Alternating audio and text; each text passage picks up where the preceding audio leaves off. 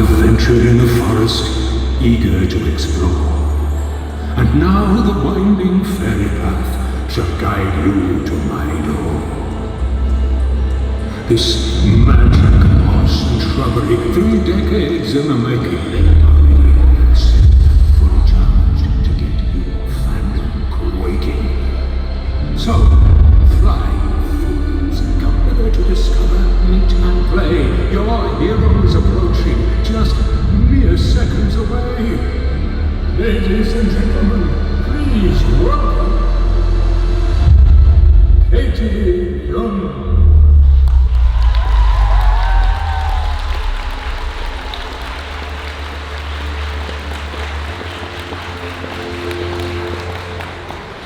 Hello, Katie. Hello. Welcome. We got 2 people who aren't shy, so they'll get this started. Take it away. Hi, Katie. Hi. I was wondering, from the perspective of Cho, do you think she was robbed of a happy ending with Harry, or did Harry ending up with Ginny? Was that a good thing?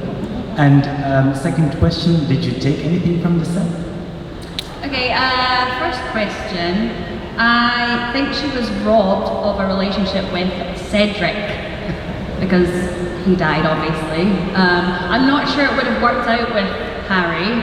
I feel like he was just kind of a rebound, someone who was there to maybe perhaps comfort her, and she was going through a difficult period at the time. So no, I don't think Cho really is that heartbroken.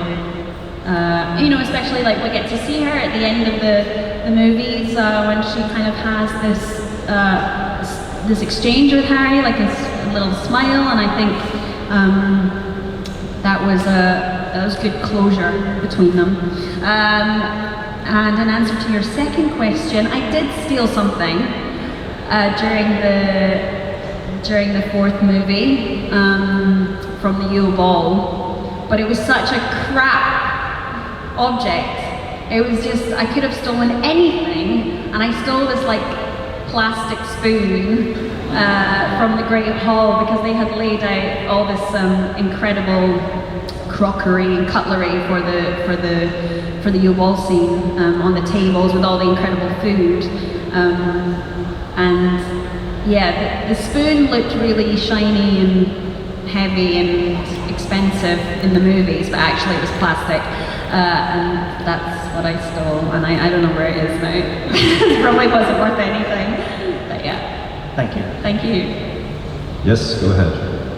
Hi, I was wondering, what was the most funniest thing that you did in the Harry Potter movies? On set, not in the movie. I think the funniest thing was probably the kiss. Now looking back, I mean, at the time it was very scary, and we were trying to create this really romantic scene. But looking back, it's really funny to me because I was 16, you know, raging hormones with a fellow teenager, you know, puberty and everything. And I remember we were rehearsing the kissing scene, and the director was like, okay, and action. And I didn't realize that when you do a kissing scene in movies, you just kind of use your lips. So I sort of just shoved my tongue down Harry's throat. And then afterwards, I remember David Yates, the director, coming up to me being like, we don't use tongues. I was like, oh, crap, okay, sorry. So that's really embarrassing now thinking about it, but also super funny. Maybe you were surprised too. Yeah. I mean, Daniel was definitely surprised. He was like, yeah. Thank you very much. Thank you. Hi, how are you? Thank you. How are you? I have one small question. Yes. If you, as Katie, went to Diagon Alley and you had an infinite amount of money, what would be the first thing that you bought, except for one? Oh, except for one. I was going to say one. Oh, goodness.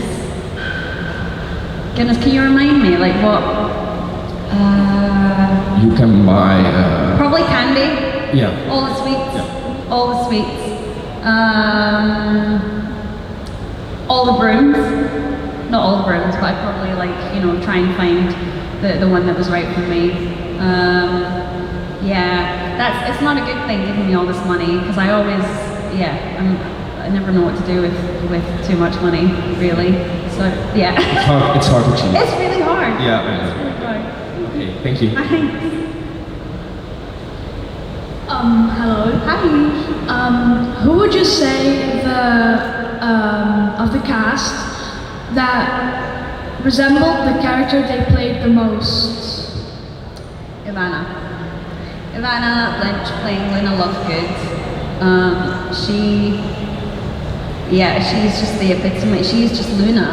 She's incredibly, just wonderfully unique, and she's not afraid of how people kind of view her. She's such a kind person. She's very empathetic.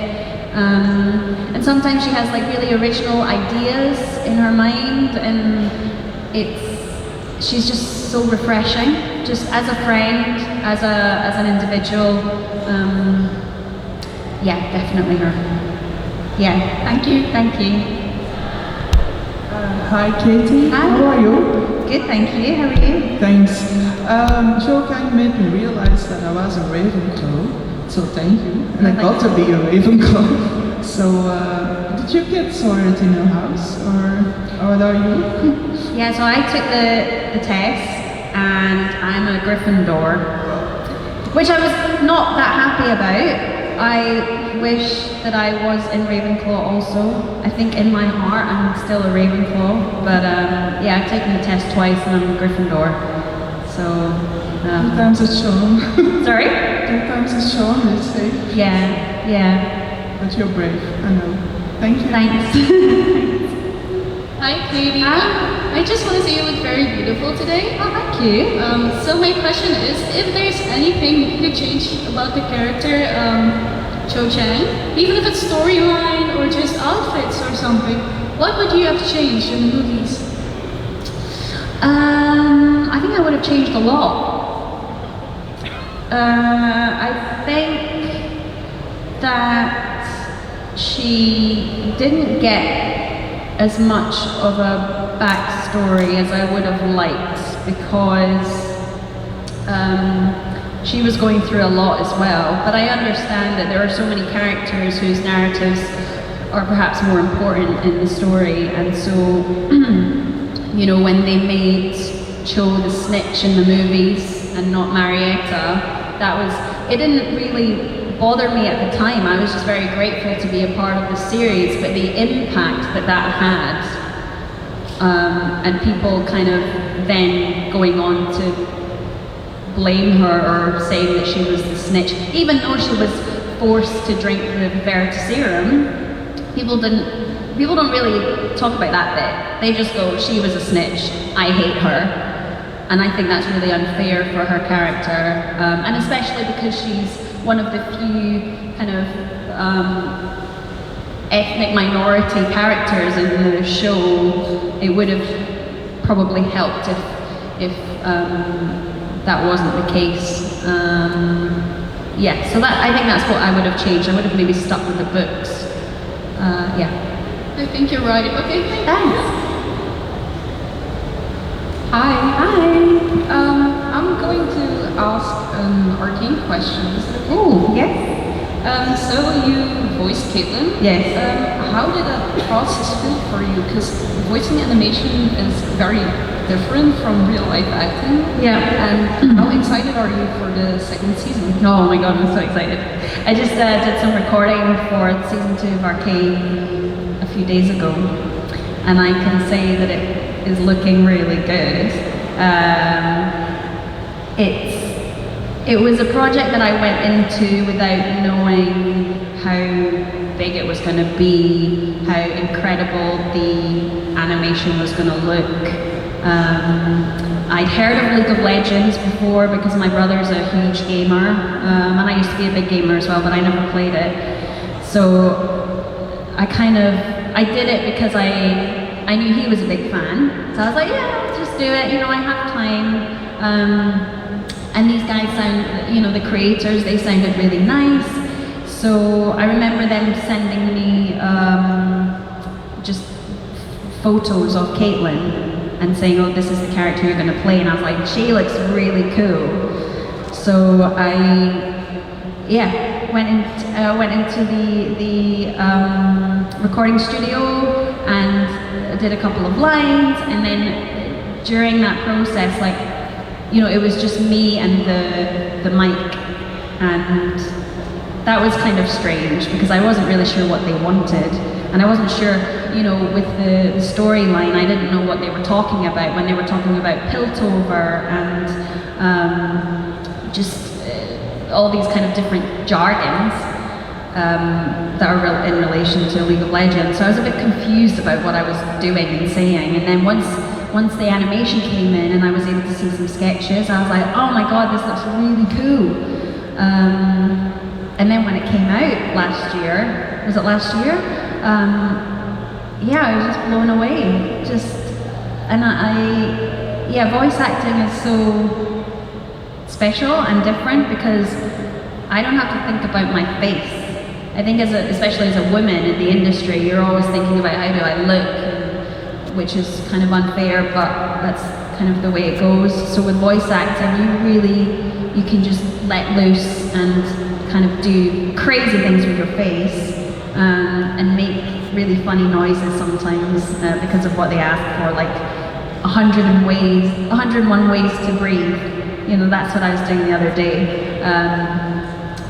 But I really love voice acting, and I would definitely choose that over other forms of acting. Really enjoy it. Thank you. Thanks.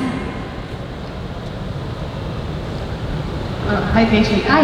Thank you for coming over today. Thanks for having me. I have two questions for you. The first is, could you talk us through how a massive scene like the Leung ball is shown? Because it looks really glamorous, but it's probably also a really large logistical thing to do. And my second question is, if you could have been in one scene that you're not in, which one would it be? Something like the U-Ball took a long time to create and rehearse because we had to learn how to do the dances, and also the costume designer, she spent a long time creating these incredible dresses for all the girls. Not sure about the boys, but for us certainly it was very specific and detailed, so it took a long time. So a scene like that is just, you know, they want it to be glamorous and spectacular because it's such a special event. It takes a long time, but it was a really wonderful experience, and it was one of my favorite scenes to film because I didn't feel like I was acting, I was just having a really good time. And your second question, sorry, what was that? There was one scene that you're not. Oh, one scene, yes. Well, it wasn't a scene in the movies, but it was a scene in the books, and it was when Cho played Quidditch. I really would have liked her to play Quidditch because I think getting rid of that element of, you know, that would have really shown who she is. Someone asked earlier, you know, about what I missed, and I think for Cho, she's a popular girl. She's really cool, you know, and we didn't get to see that side of her. It was just like she was constantly just mourning over Cedric, or she just was sad. So that would have been a better representation of who she was if they had a scene of her playing Quidditch and kind of kicking ass. Totally agree. Thank you. Thanks. Hi. Hi. I also have a question about Arcane. I Sure. really like the series, and I really liked your performance in it. Thank you. In the voice acting, were you able to be together in the studio for like scenes with interactions, for example, between Caitlin and Vi? No. So I've not met Haley, who plays Vi. Normally when you do voice acting for something like Arcane, you're just in a box.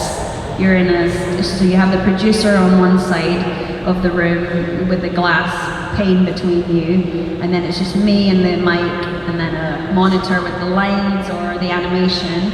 And sometimes if Hayley's done her Vi lines before me, then I'll get to hear the stuff that she's done, and then I can respond to it.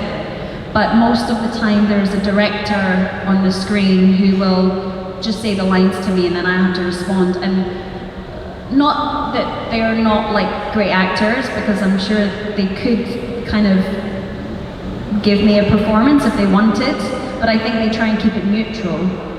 So then I'm responding to Vi saying something that might be potentially romantic, and it will just be very dead, and I'll just have to kind of respond in the way that I would want to respond as Caitlin. So it's funny that, because when they put it together, it sounds like we're all in the same room, because there's so much emotion that's carried forward in the voice acting. But no, I've never met Ella or Hayley or anyone for that matter. So it's kind of great what they can do.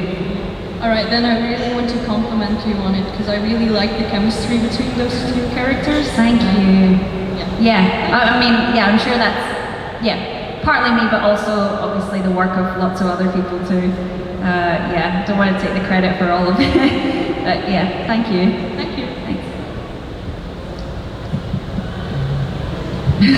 Hi. Hi. So I want to know what it was like to play Cho in the Harry Potter video games.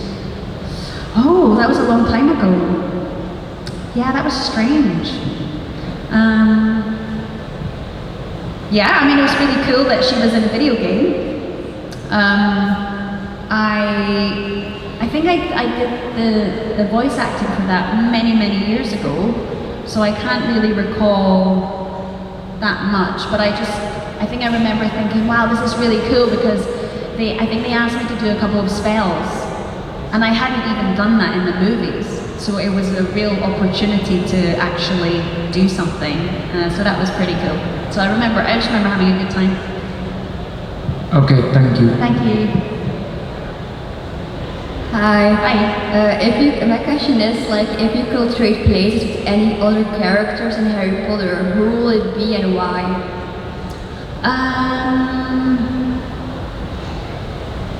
I think either Bellatrix or Snape. I think Snape, I'm going to say Snape, because he has such an incredible journey. And I don't think I probably wouldn't be able to do what Alan Rickman did, but you know, to be able to, as an actor, kind of play this I guess stereotypical evil character at the beginning, you know, someone that everybody's afraid of, to then be able to kind of turn that, like, right around so that people love him and feel sorry for him and are sympathetic towards his plight and his story, I think is the sign of good acting. And you know, he did that so wonderfully. It would definitely be a challenge for me as an actor to be able to do that. And Bellatrix I would choose just for the fun of it, because she looked like she had, Helena looked like she had so much fun playing this character. Yeah, so either one. Okay, thank you. Thank you. Hi. Hello. Here's a random question. Who's your favorite superhero? Who's my favorite? Superhero. Superhero? Ooh, my mom. Yeah, she is, oh my god. Yeah. She's brilliant. I mean, so I just had a baby 5 months ago. So I have a little baby, thank you. And she is helping me look after him right now. And actually, not just my mum, all mums out there, you're all my superheroes, because I don't know how you do it. It is such an incredible task, and I admire you all. It's not easy. It's an incredible experience. I think it's so life-changing, but at the same time, it's really really hard. So credit to all the moms out there. You're all my heroes. Thank you. Thanks. Hi, Hi. welcome to Belgium. Thanks for having I me. have two questions. I assume that not every scene is filmed in a studio and sometimes you go to locations. Which was your favorite location and which one would you recommend to us as tourists? I've been to many places around the world. Most recently, I was in New York. I went to Brooklyn to film The Peripheral, which is an Amazon show, and I really enjoyed it there. I thought I could live there, definitely, for a long period of time. Also, I did Wheel of Time in Prague last year. Prague is a really beautiful city. It's almost like Gent, you know, like the architecture is like really old and historic. That's kind of my vibe. So, Prague or New York? Second question, if you could pick any magical beast as a pet, what magical beast would you choose and why? As a pet, I was going to say centaur. But I'm not sure they'd like to be my pet. Probably an owl. I managed to kind of, I don't think we ever got, I think, I had this picture with the owl, Twix his name was, and we had a really good time on the day, but then we didn't do any scenes with owls, so that was a shame. But owls are, I don't want them as pets. I don't want any animals as pets. I think they should be free if, I don't want them to be domesticated, but owls are really cute. And actually that reminds me of that video. I don't know if you guys have seen it. The owl, I think he just had surgery on his legs or something, and then I think the vet tried to put him back into the cage and he just kind of like fell forward. Sorry, it's a really funny video. Anyway, owls. Thank you. Sorry. Don't be shy, people. I've got two questions for you, Thank Katie. you. Go ahead. If you would come to FACTS as a cosplayer, who would you dress up as? Oh my god, that's a really good question.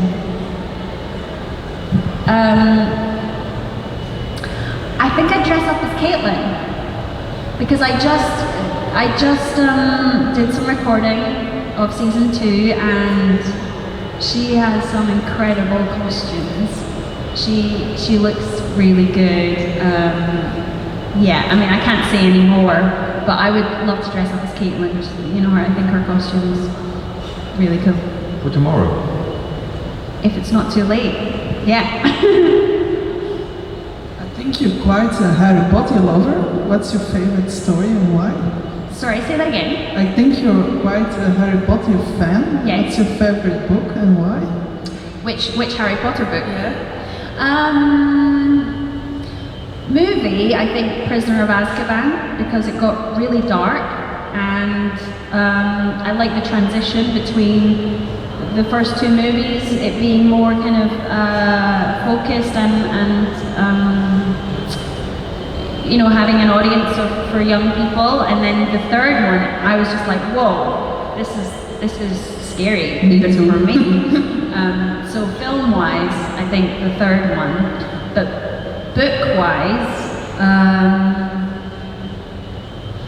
probably the first or the second. Let's just say the first, just because, it's so easy. Once you just start reading it, you can't stop. It's like Pringles. Once you pop, you can't stop.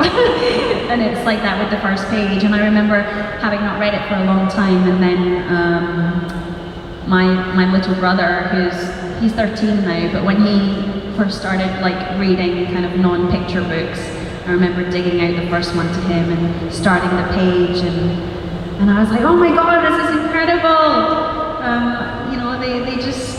They just still are great books to read, and they really kind of just suck you in.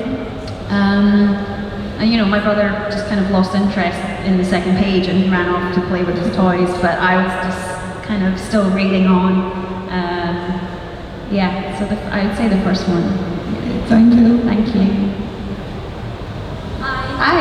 Is there any other fantasy or sci-fi franchise you would like to be a part of?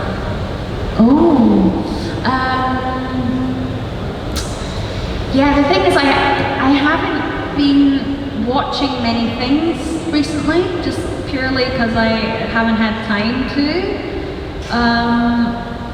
But I'm just trying to think of sci-fi. Anything with zombies involved. I think everybody's talking about The Last of Us at the moment because that's supposed to be really good. I didn't even play the game back then. I remember my brother trying to encourage me and being like, oh, you gotta play this game, it's so incredible. And I think they've done a, kind of true adaptation of that. And yeah, that sounds really cool. I'd like to be part of something like that, where there's a lot of humanity, but also a lot of zombies to kill. Be very cool. Hi. Hi. My question is, in Arcane, which character's storyline are you most excited about in season 2?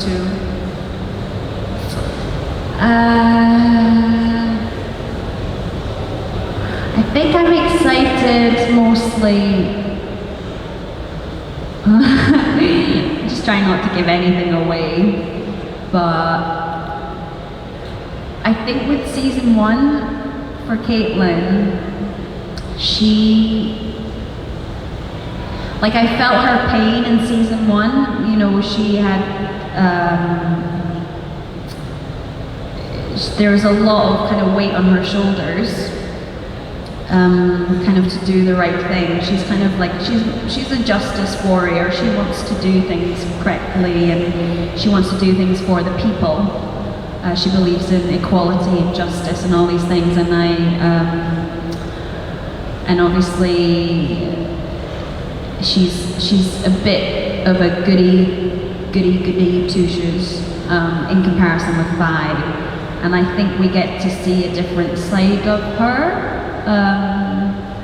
in the next season. So I'm really excited for people to see that arc, that journey, and also it's been really exciting for me to play that as well.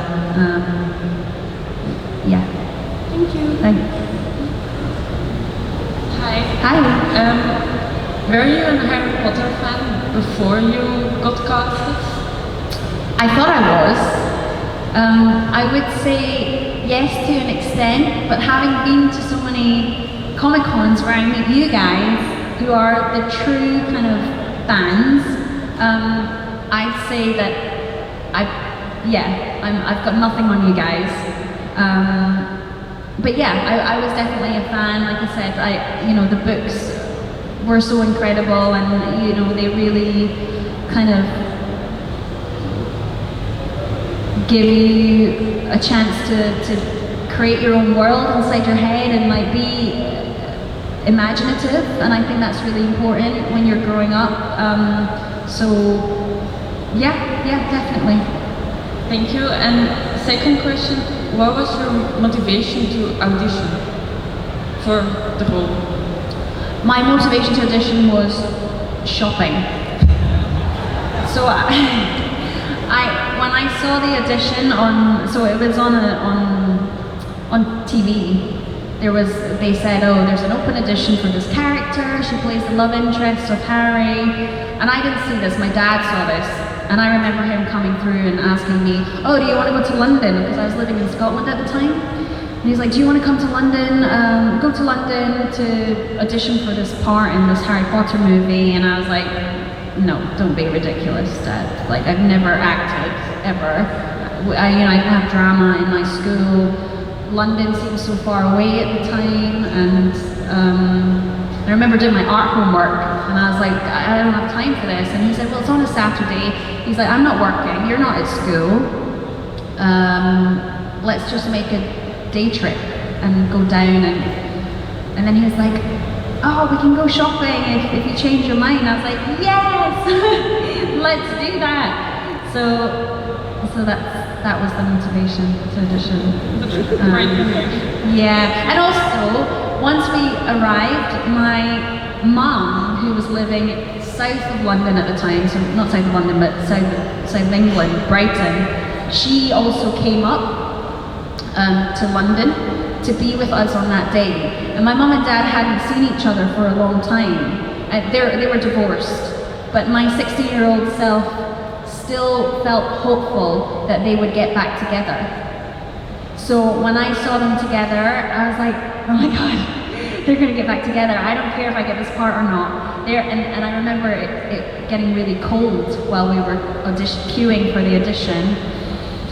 And they were like, oh, are you cold? Shall we go and get you a jacket or buy you a coat? And I was like, yeah, you guys go and have a great time. Go have some dinner. I'll be fine on my own. And that was the most memorable part of the day for me. Not the actual audition, but just seeing my mom and dad together again for the first time in a long time. That's wonderful to hear. Thank you. Thank you, thanks. Hi, as Cho Chang, what scene in the book did you wish they filmed for the movie? Say that again, sorry. As Cho Chang, what scene in the book did you wish they put in the movie? Okay. Well, apart from the Quidditch scene, also the date with Harry. I think that would have been quite funny, because it's quite funny in the books. You know, she kind of runs off crying, and it also would have, again, given her more to do, more time to explain herself. All the scenes, basically, that they cut and didn't make it into the movie, I think I would have loved to do. I think that's what you hope for as an actor when you do a film that is any kind of book adaptation. You know, you read the book and think, oh God, I hope they put this scene in there and that scene in there. And yeah, it's just really, it's such a shame when they cut all of those things. But yeah, I think the date would have been a fun one. Thanks. Hi. What was the most original question you've ever gotten, and what was your answer? Oh God. The most original question.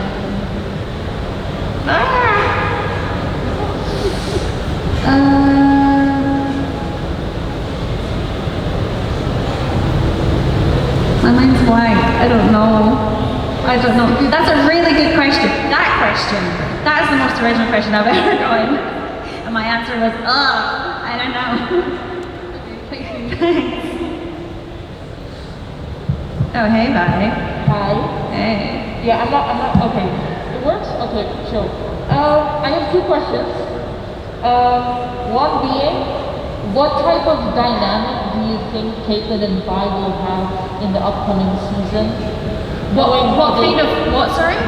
What kind of dynamic? Yeah. Between Caitlin and Vi.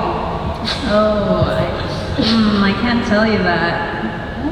I mean, all I can tell you is that... No, I can't tell you. Well, then the second question. I'm telling you a lot by not telling you. Yeah, okay, I'll keep that in mind. My second question is, seeing as Vi, is quite a tease, she gave, Caitlin the nickname Cupcake. Yeah. What nickname do you think Caitlin would actually have for Vi? Oh. Do you know what? I think she would probably call her by her full name, Violet. I think that would be quite a tease because I think Vi is such a cool name. I'm not sure Vi likes her full name, to be honest. I think there's a reason why she doesn't, because Violet is, I guess I would see it as quite feminine and quite lovely, and that's the last thing Vi would want to hear. So I would, as Caitlin, I'd probably call her Violet. Yeah. That's a very good answer. Thank you. I like that. Thank you very much. Thanks. Hi, Katie. Hi. In your essay, Getting Into Character, that's featured in East Side Voices, I was curious as to how that experience or that opportunity came about, and what was your experience expressing yourself in people with similar experiences as yourself? Wow, that's such a lovely question. Yeah, it was Helena who was the one who brought everyone together to create this collection of stories. She asked me if I would be willing to write an essay about whatever I wanted as an East Asian woman growing up in Scotland. And actually, it took a long time and a lot of encouragement from her for me to open up about my story, because I don't know what I was scared of. I think I was scared of many things, you know, how people would view me, how people would maybe look down on me, or I don't know, for many reasons. And also, like, as someone who's not a writer, I thought people would judge me, and she was just nothing but supportive, and she was like, no, people really care about your story and how your upbringing and why you're here now, where you are. So yeah, she really helped me kind of with that process, and eventually I just had to be like, okay, I'm gonna do it, I'm gonna write this essay about where I was born, how I grew up, and who has made me who I am today. And I'm really glad I did it. And actually hearing from many other people who have gone through similar experiences is what really matters. You know, they just go, I'm really glad you said that, or I really related, I felt less alone. And that's all we really ever want when we read any kind of book, or whether it's fiction or non-fiction. And so I feel like I've kind of done my job, and thank you so much for asking that question. That means a lot. Thank you for your time. Thank you. Hi. Me again. Yeah. Is there any hidden talent that you have that not a lot of people know about?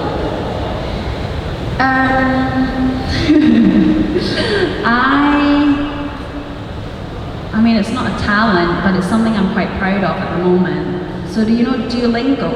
Yeah.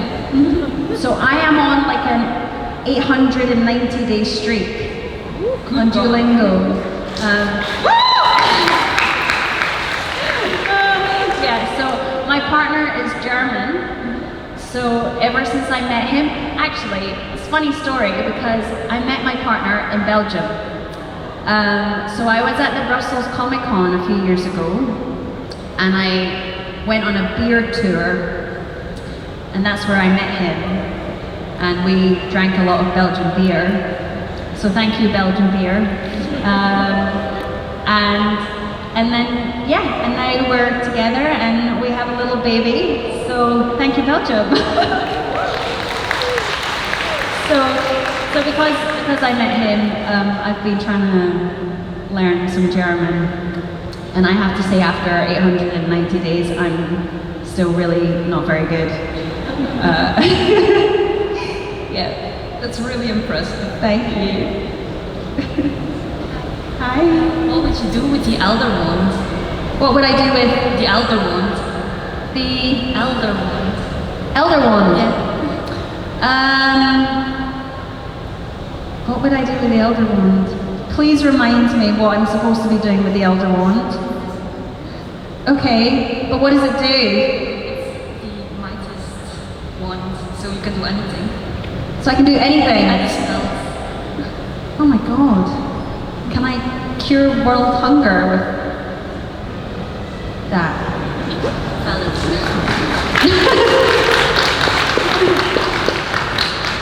Right, Katie, two final questions. Yes. One from a gentleman in the room who doesn't speak English. So what was the funniest moment on the Harry Potter set? Oh, well, somebody already asked that, which was the kiss, which I found hilarious. Not. Then I guess another funny thing. I mean, being in the same room as Rupert is just fun. He is so funny. He has like funny bones. So, you know, whenever we were doing a scene together, just we couldn't get through it without laughing, because I don't know why. It's like even if a scene is not funny and it's supposed to be emotional and sad, he just makes it funny. So any scene with Rupert is funny. So that was great. But there was a funny thing that happened actually when I first met Ivana, because it just made me think, God, you're so Luna. So she came in, because she's such a huge Harry Potter fan. And I remember meeting her for the first time, and David Heyman, who's the producer, came up to me and he was like, oh, you know, Ivana's going to be joining us, she's playing Luna, because you came into the films with the last one, with the fourth one, could you look after her, make sure she's taken under your wing and you can protect her? And I was like, yeah, of course, I would love to. And she came on set on the first day, and I was like, hi, my name's Katie, it's so lovely to meet you. She just looked at me with her massive blue eyes and she was like, I know. And I was like, oh my God, like they've cast her perfectly. And also she was quite frightening. Yeah, so I just really remember that moment. She's so wonderful, yeah. Final question, how has motherhood changed you? Oh my God, motherhood. I cry at everything now. Everything makes me cry. Watching a video of like ducklings crossing the road makes me cry. I don't know why, I think it's just hormones. I'm a lot more brave, I think. I think you have to be as a mother, because you have, you know, this responsibility about life. I have better boundaries. No is actually a really good thing to say to people. I couldn't say no before, you know, I would always just, out of courtesy, out of having crap boundaries, I'd be like, yeah, of course, yeah, even when I didn't have the capacity or the mental kind of state to turn anything down, or anyone down, let anyone down. But now, you know, with a little one, you have less time and you have to prioritize, so being able to say no is a really wonderful thing. Thank you. Ladies and gentlemen, that's all we have time for. Give it